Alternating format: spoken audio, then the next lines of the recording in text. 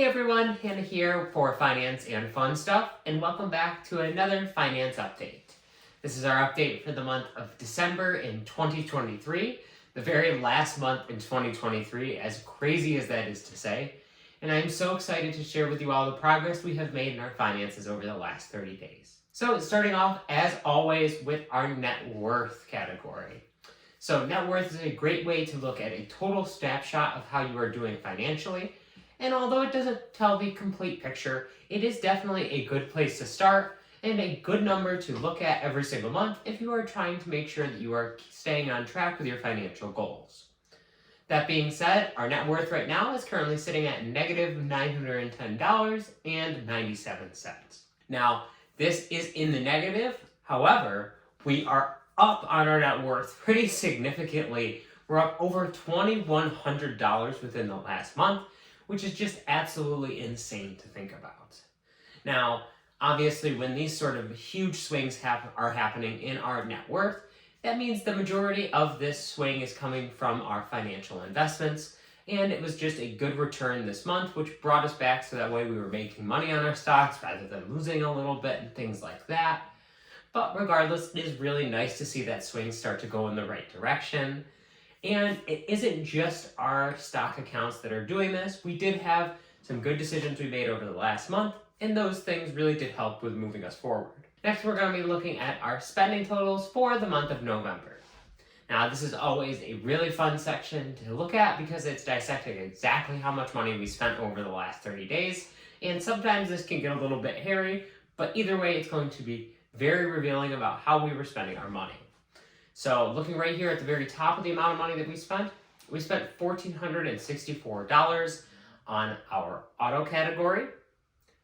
Now that is a significant chunk of change that we spent on there, but the majority of this is our new tires that we ended up getting. So we had to buy a brand new set of winter tires for our newer car, and so that was about $1,200 between getting the tires changed and getting the new tires put on. So when that was all said and done, that was the big majority of the largest part of our expenses in the last 30 days. The next biggest category that we spent a lot of money on here was wellness. $847 on wellness.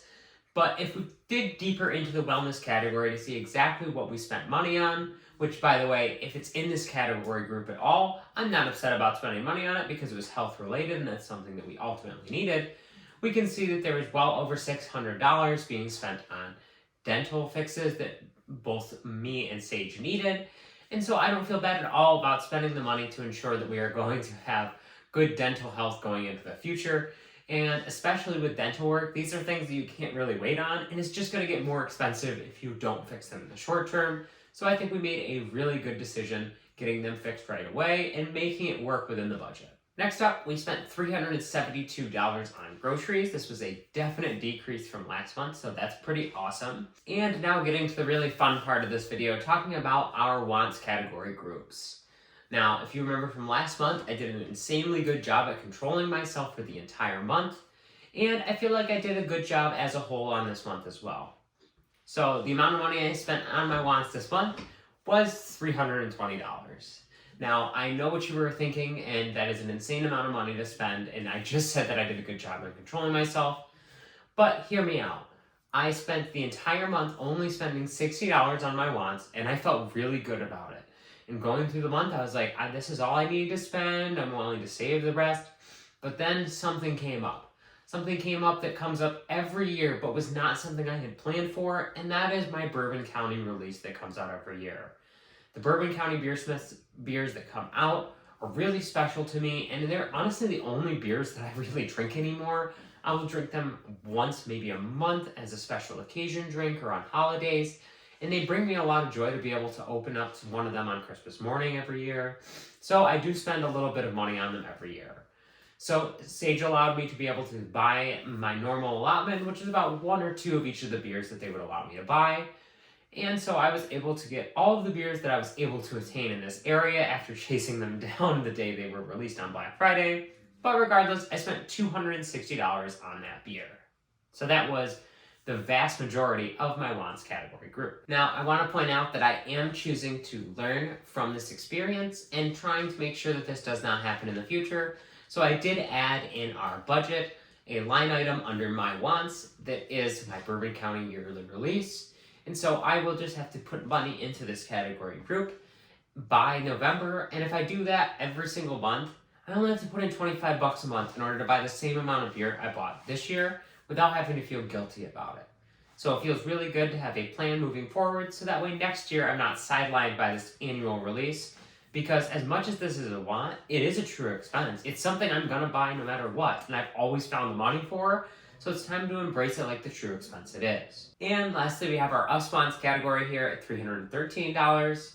So this is split pretty evenly between eating out and tickets that we bought. There was a season pass that went on sale on Black Friday, and that is for the Sunset Sundays that me and Sage so desperately loved this year, and we wanted to ensure that we were able to experience those 8 marvelous shows again. So we did end up buying that season pass for 2 on Black Friday, and we did do a little bit of eating out over the last 30 days.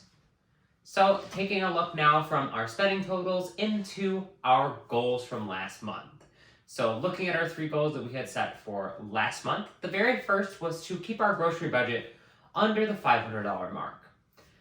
As aforementioned, we definitely did this, and we had only $372 spent on groceries, so we fucking crushed it. I think we did absolutely amazing. The entire month we were very cognizant of how much money we were spending on groceries and ensuring that we were staying underneath our budget as we went out to shop, rather than going, we can pull $20 from somewhere else. That was really, really beneficial, and I think that will be really good for us moving in the long term. And I enjoy the way we have been doing our grocery budget, where we set these intense goals for us, but only every few months. So we can take a break, enjoy some more things at the grocery store, and then dial it back in and have a correct amount of what we will actually like to spend on groceries. The next goal was for me to spend less than $100 on my wants category group. And as aforementioned, that definitely did not happen this last month. However, like I said, I was only at $60 before this tragedy of Bourbon County came up on Black Friday.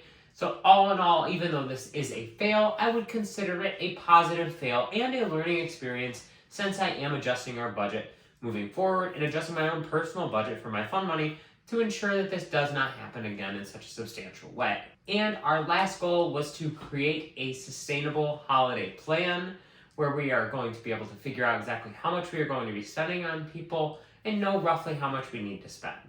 Well, we definitely did this one as well. We have a really great Christmas list set up for everybody, and even though there are a couple things that we would probably inevitably add to the list before the end of the holiday shopping season, I feel like this is a really, really strong start and rubric for our holiday shopping experience.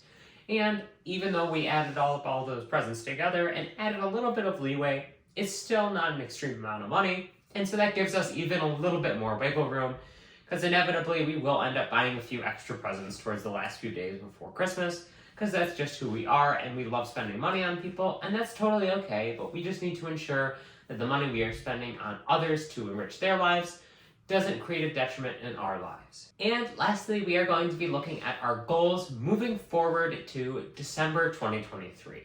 Now, this is the last month before we are going into the new year, so this is definitely an important one, and with Christmas this month for us, this is going to be a very spendy month. We have really just been hammered every single month the past few months with vacations, cat surgery, tires, and now Christmas. But I do believe we can handle this in a really productive way and end up at the end of the year feeling pretty good about our finances. So anyway, moving into our goals for the next 30 days. The first goal here is going to be to have all of the money set aside that we need for traveling and have the correct amount in there, if not a little bit over. So for our holiday traveling, we will be spending, according to my estimations, somewhere around $160. That's including some food stops along the way and snacks and things like that. So we should have a little bit more than that saved up, ideally probably like $100 more just in case. So that way we are able to go back and forth for the holidays and not feel restricted and be able to go, okay, well, if we feel like we need to eat, we can, or if it takes us a little bit longer, or God forbid, our car breaks down or something, we have a little bit extra to help weather that storm.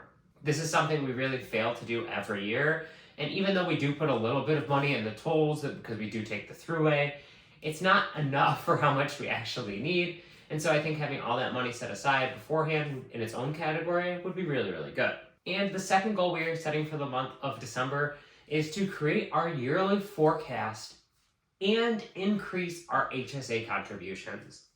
So at the very beginning of the year, we were eligible for our HSA in, I believe, late January, early February. And I was like, all right, let's roll this thing up. And so I immediately put $250 in there every 2 weeks out of my paycheck to go into the HSA.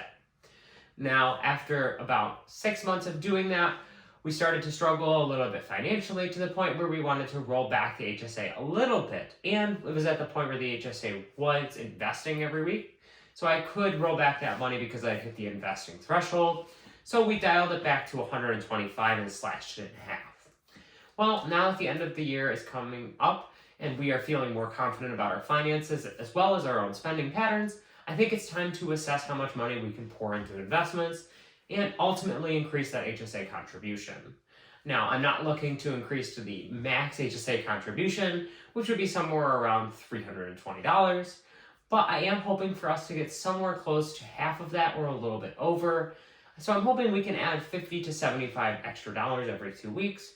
Because at the end of the day, this is money sitting there that is eligible for health expenses if we ever need it, and is going towards our retirement if we don't, so that is great. So we have just those two goals for us in the month of December, but I think they're both really good considering the time of year, and I think if we keep in mind everything that we want for our money to do for us over the next 30 days, and take the money that we get over the next 30 days and be responsible with it, I think we will do really, really well.